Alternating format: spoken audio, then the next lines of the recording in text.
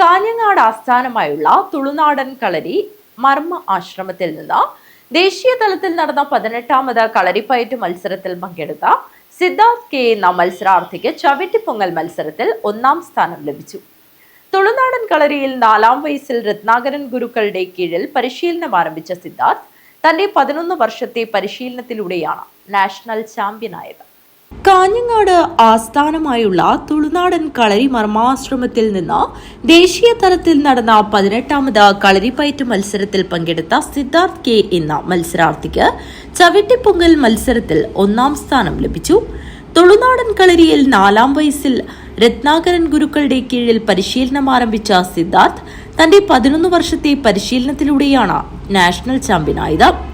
ജന്മന ഇടതുകൈയുടെ സ്വാധീനക്കുറവ് മൂലം ഇടതുകൈ ഉപയോഗിക്കാൻ കഴിയാത്ത അവസ്ഥയിലായിരുന്നു സിദ്ധാർത്ഥ്.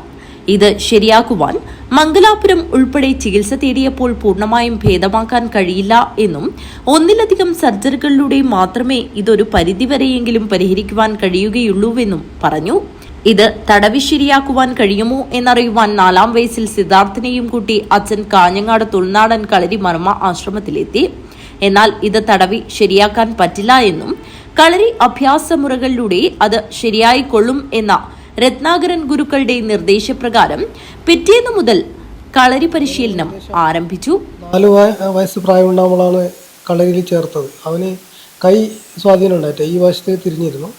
അതുകൊണ്ട് അത് ശരിയാക്കാൻ വേണ്ടിയിട്ട് എൻ്റെ അടുത്ത് ഒഴിയാൻ വേണ്ടിയിട്ട് കൊണ്ടുവന്നതാണ്. അപ്പം ഞാൻ പറഞ്ഞു, അതിനേക്കാളും നിങ്ങൾക്ക് നല്ലത് കളരിയിൽ കളിക്കുമ്പോൾ അത് സ്വാഭാവികമായിട്ട് ശരിയാവുമെന്ന് പറഞ്ഞിട്ടാണ് കളരിയിൽ സ്റ്റാർട്ടാകുന്നത്.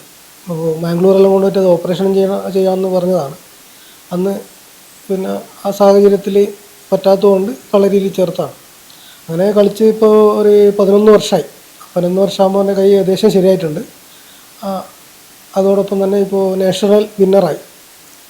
അത് അവൻ്റെ ജീവിതത്തിലെ ഒരു വലിയ ടാസ്ക് തന്നെയായിരുന്നു. കൈ ഒരുപാട് പ്രശ്നങ്ങളുണ്ടായിരുന്നു. അവന് മറ്റു കുട്ടികളെ പോലെ പടി പിടിക്കാനോ അല്ലെങ്കിൽ മറ്റു കാര്യങ്ങളൊന്നും ചെയ്യാൻ പറ്റുമായിരുന്നില്ല ആദ്യകാലങ്ങളിൽ. ഇപ്പോൾ എല്ലാം ചെയ്യും. കളരി പരിശീലനം ആരംഭിച്ചതിനു ശേഷം പിന്നീട് സംഭവിച്ചത് അത്ഭുതമായിരുന്നു. തുടർച്ചയായ പരിശീലനത്തിലൂടെ സിദ്ധാർത്ഥിന്റെ കൈ 95% ശരിയാവുകയും കൂടാതെ സിദ്ധാർത്ഥ് നല്ലൊരു കളരി അഭ്യാസിയായി മാറുകയും ചെയ്തു.